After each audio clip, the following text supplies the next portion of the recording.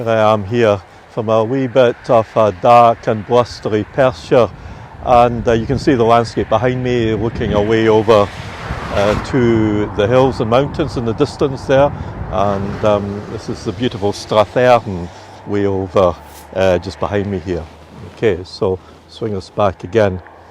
Now I'm going to be talking about law, really, about witchcraft today, and Joe isn't with me.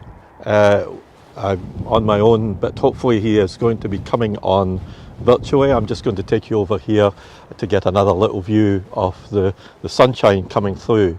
As typical Scottish weather, it can be a bit dark and then suddenly you'll get a nice bit of sunshine bathing the view there. So you can maybe hear the wind, and maybe very appropriate. Shortly we will be celebrating the Festival of Samhain, as it's known in Gaelic culture, at the end of the harvest year, when the dark days or winter is ahead. And of course it's got various other connections and names, and maybe you know it as Halloween, the 31st of October, just when the seasons change. So and the clocks change as well here. But I think appropriate to talk about is witchcraft, and it was a terrible thing, a concept that wasn't just Scottish, it was in the whole of Britain, England also, and also across Europe. And it basically was an oppression against women as we can view it today, and minorities also. And I'm here today at this feature, and I'll swing us around a bit.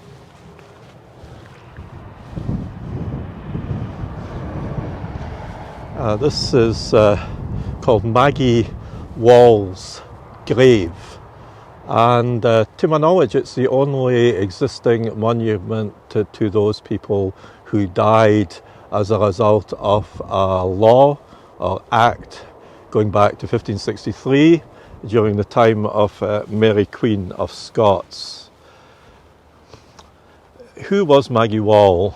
Well, that is a matter of great debate, because the records of executions and people who were thought to be practicing witchcraft is fairly complete in a lot of ways, but Maggie Wall does not appear in the records, which is quite unusual.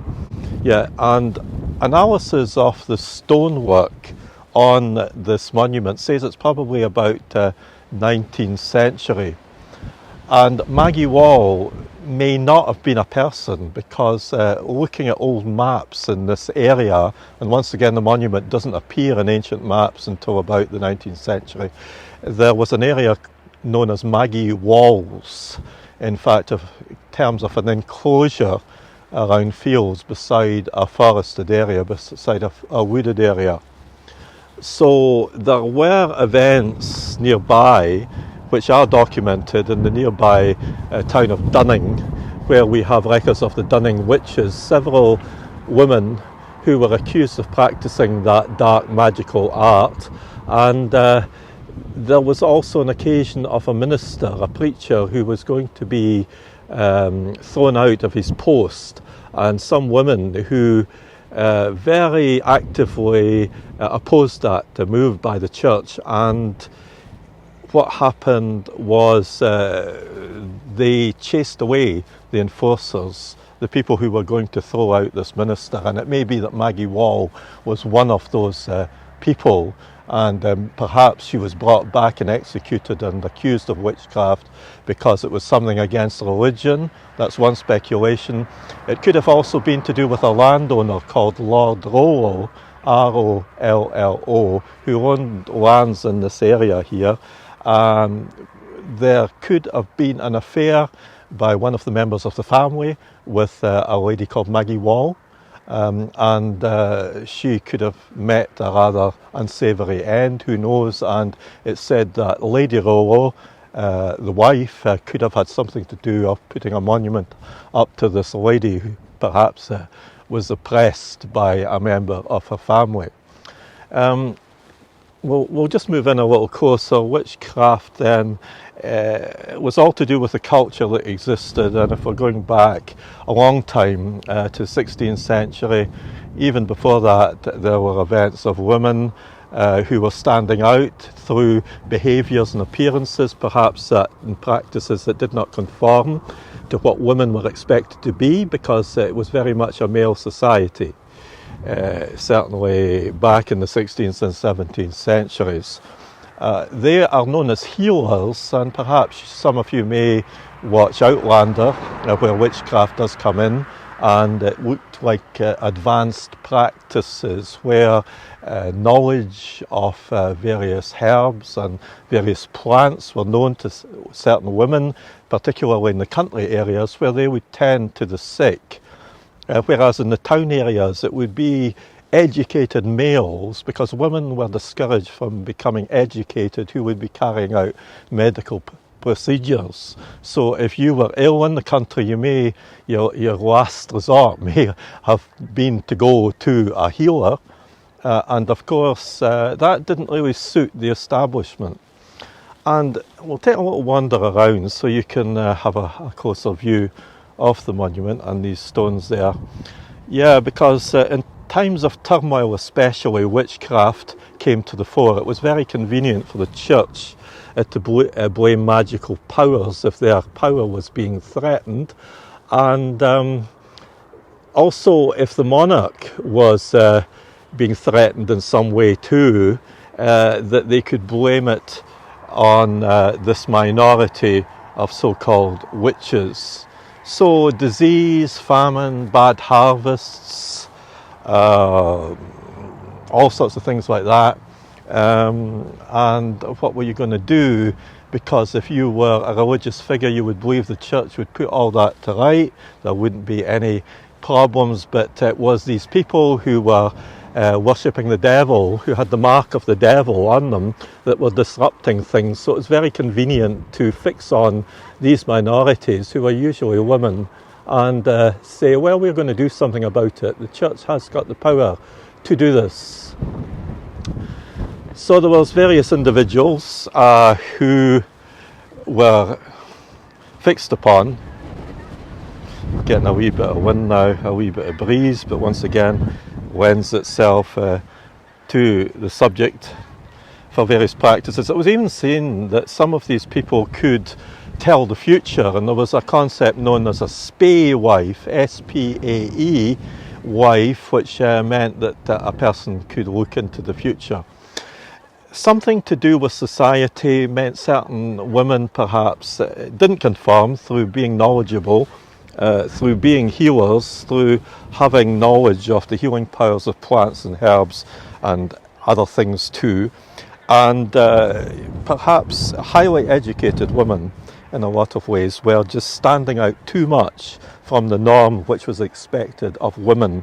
Women were, back then in the 16th century, unless you were a monarch or something to do with it, were the lowest of the low, where men were the ones who seemed to get away with whatever. Okay.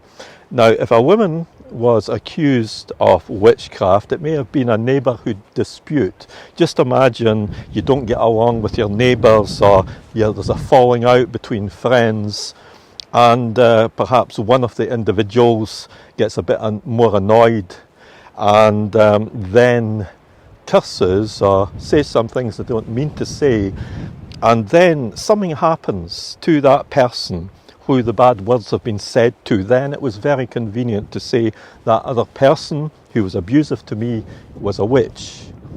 And then the authorities would take that person aside.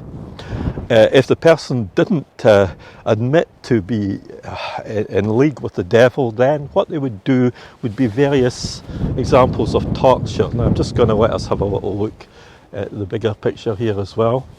And the sort of tortures you would get would be sleep deprivation, would be one of them. Another thing would be thumb screws, which would be a metal mechanism which would squeeze your fingers until you admitted to being a witch.